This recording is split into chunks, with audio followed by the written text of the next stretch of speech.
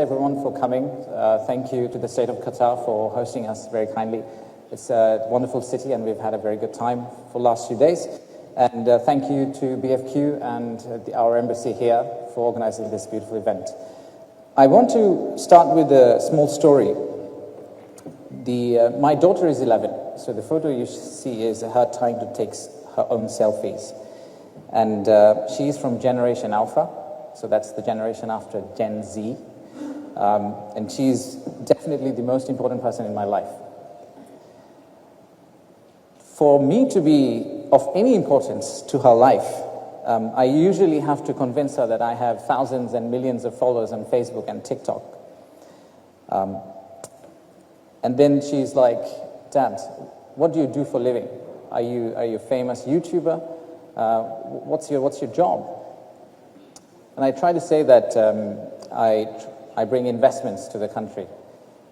And she's like, "Nah, that's not really interesting enough. What is investment anyway?" The reason I'm telling you this story, because I had to share this story to one of our partners who's a chief investment officer of one of the largest port operators in the world last week. He had a very similar experience with his children. I'll come to that in a minute. But what I would like you to take away from this slide is, if you think back and think yourself, that if your children or your nieces or your nephews asked you this evening, what do you really do? How do you make a difference? What's the contribution that you make to the society? What's your job? How would you answer that question? Let's hold on to that thought and we'll come back to this question or answer at the end of this presentation.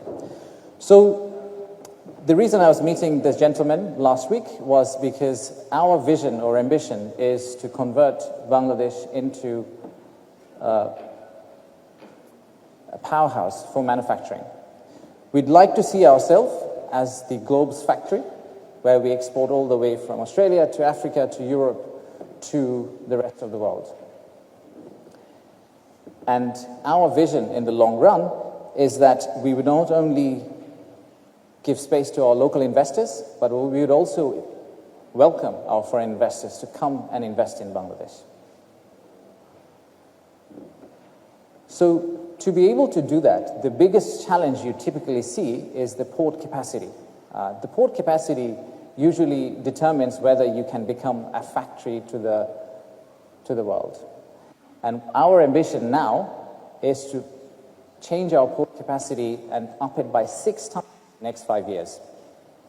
One of which is actually a deep sea port, which enables us to circumvent some of the local regional ports and go straight to Europe or US.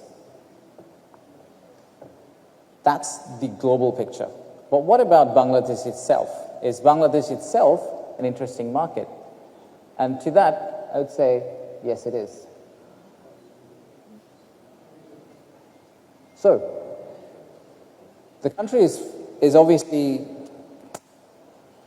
hundreds and hundreds of years old, and we have our own heritage, our own culture that we are very proud of. But at the same time, if you look at the host of multinationals who have lived in our country for a long, long time, over 50 years, over 100 years, and if you ask them, was doing business in Bangladesh very easy? The answer is, of course not. It was one of the most difficult places to do business. But then why are they there? They're there because relative to the globe, the returns they get out of Bangladesh are generally much higher than what they get in the rest of the world. So, if that's really the case, is this enough to go for Bangladesh? Why are they getting this level of return? How are they getting this level of return? The reason they're getting this high level of return is the country, although it's very small, it's about a third of UK in terms of size, but in terms of population, we're 3 times UK, 180 million, and half of that population is actually less than 25 years old. The more important piece of data that you probably need to remember is the number of middle and affluent class people in our country. That's about 35 million. It grew about 2 times in the last 5 years, and 35 million, for just a general sense, is as big as the total population of Malaysia.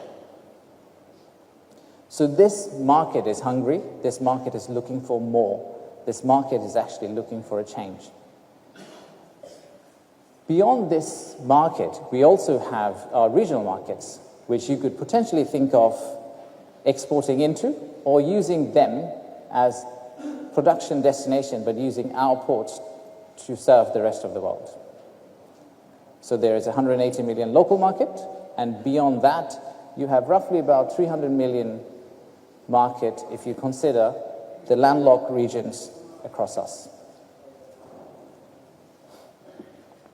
So the obvious question that I hear a lot of times from our investors is, okay, sounds interesting, so where should we invest? Which industry should we go into? What is Bangladesh good at? I want to say Bangladesh is good at everything. But if you are starting in Bangladesh, maybe the starting point in Bangladesh should be focused based on this. This is called an FDI heat map. So we worked with a lot of international consultants, banks, and our partners to identify, based on our competitive advantage, which industries do we really think you could invest in and you could get a very, very good return out of. So the top left-hand corner, in this 2x2 matrix, is probably where you should be looking into. I'll cover a few of them today for just as a sort of teaser for all of you, but the material is available in our website. The material is available with us, so please feel free to reach out to us for more about that material. So let's start with healthcare and pharma, which we all feel very, very passionate about. Not sure if you are aware that for every 10,000 Bangladeshi, there are only 8 beds and only 3 nurses. The tertiary healthcare system has grown significantly in the last few years. So thousands and thousands of people, including my relatives, my friends, they all go abroad to take care of their own health, to take care of their parents, because they feel that specialized services are not available in Bangladesh yet.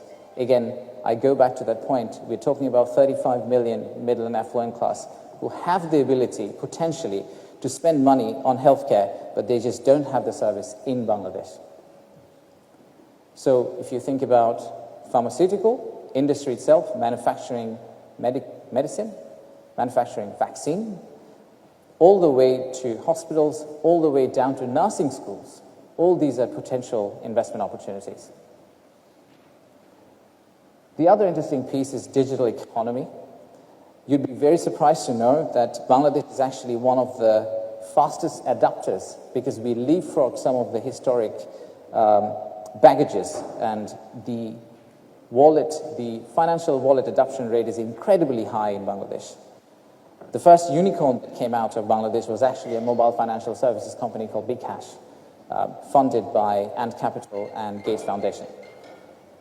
So that the financial inclusion piece, the banking system, would be the other piece that I would highly recommend worth looking into. And then finally, the last industry that I would probably take you through is the IT outsourcing. Many companies have already started using Bangladesh's young workforce, this 25-year-olds, the 35-year-olds, and they're globally connected. They are not from our generation. These are Gen Zs who don't necessarily mentally belong to a country. They belong to the world. And I have come across many, many, many entrepreneurs who have a team in Europe, and they also have a copy team in Bangladesh, and their assessment is the quality of talent they get in Bangladesh is as good as the quality they get in Europe, just a tad cheaper.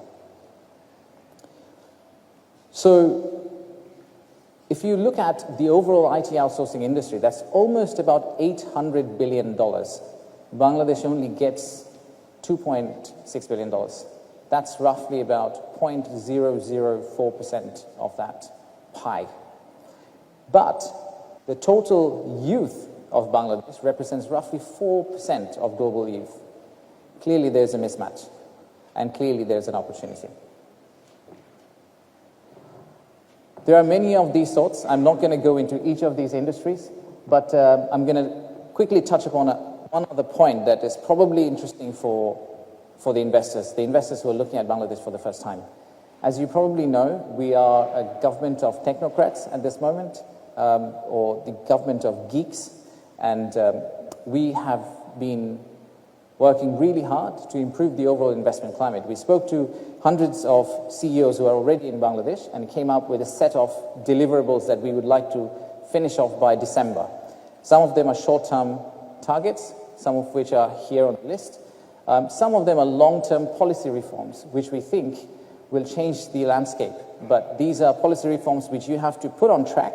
We will probably not be able to finish them, but we will kickstart them so that in the long run, whoever political government takes over, they can actually continue down the same path, and the direction of travel is in the right way.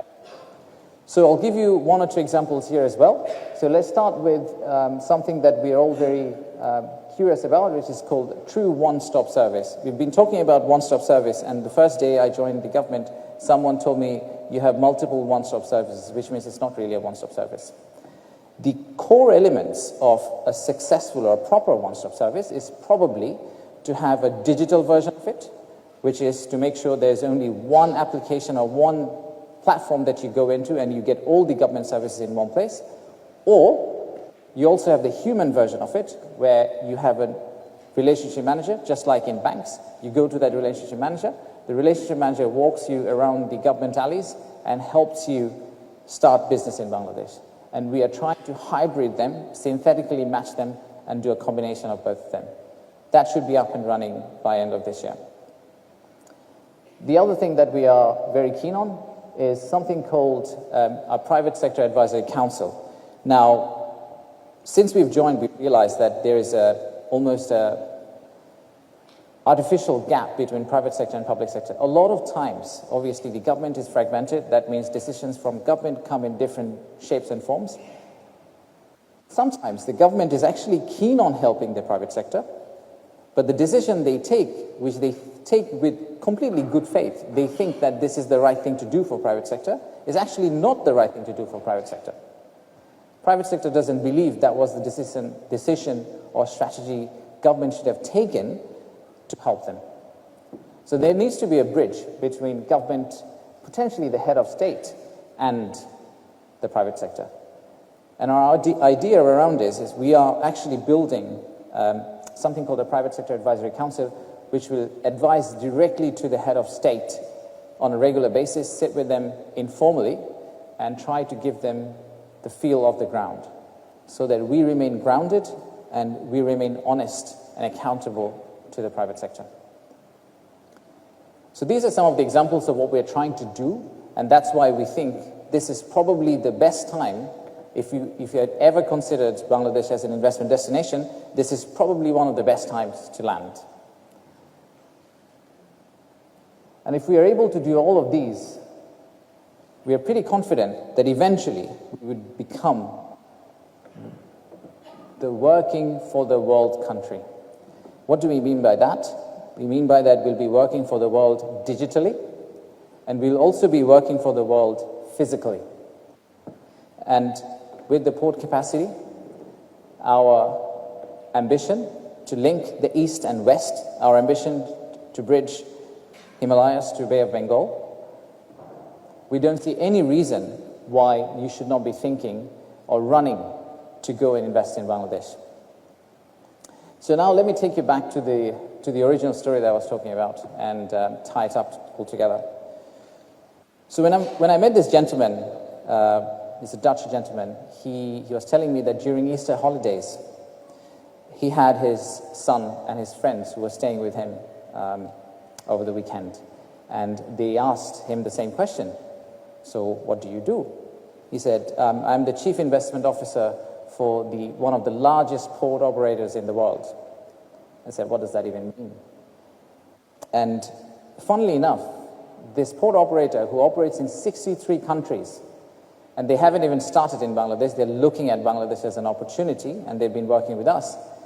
He ended up giving the example of Bangladesh.